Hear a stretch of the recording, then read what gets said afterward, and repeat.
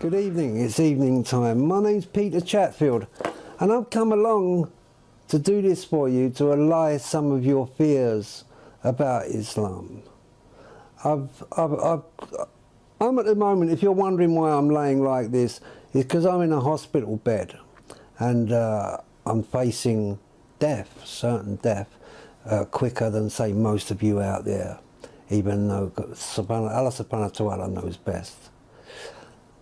I'd like to speak to people in general about Islam and what it is and what it is not. Because I know that today we are looked at like we are some kind of poison. The news that is reaching the average person out there is derogatory nonsense that doesn't portray or even come near Islam and what it is and what it is not. 15 years ago, I picked up a book called the Quran, and I opened it and I started to read it. What I realized was that the Quran was a way of life. And I opened this book, the Quran, and what I noticed that was different about the Quran is that it was a system for life. It actually works. As I read through, and I read the surahs, the meanings, and I got my head out of the red top syndrome, you know, the papers that you buy in this country.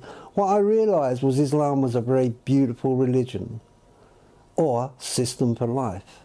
And I prefer to call it a system for life. When I picked up the Quran, I noticed in there that it was very straightforward reading. It was very light on the head, and as I adjusted to it, yes, I became Muslim. So I make no mistake about that. I sit here talking to you tonight as a Muslim, and 15 years ago that gift was given to me. But I also realise a lot of people out there are waking up, and they're realising that Islam, coming through the right mouths, through the good people, is a wonderful religion, full of honour, dignity. One thing that I got from when I became Muslim was my honour, my dignity, my way of life changed.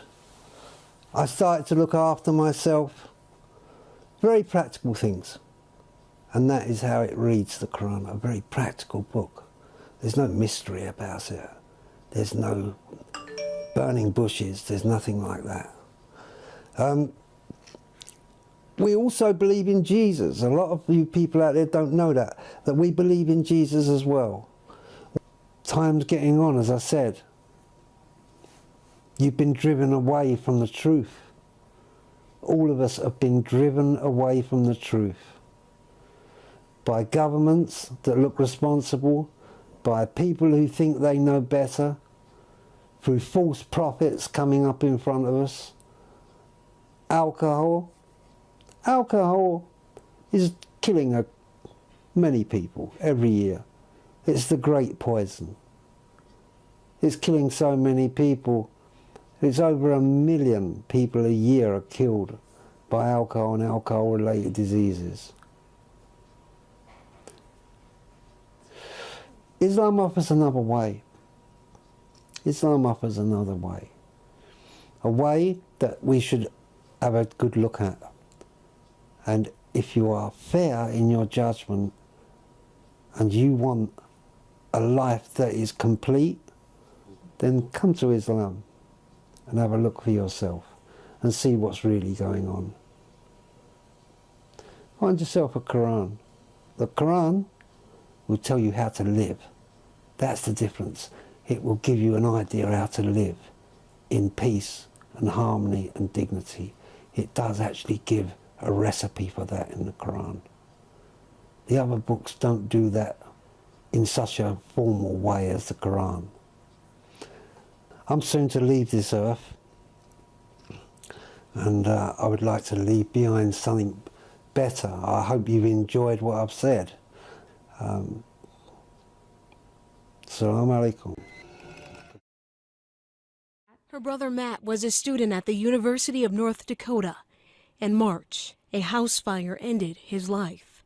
Matt was 21. He was very tender. From a little boy, he was always just, he had a huge heart. Good to see you.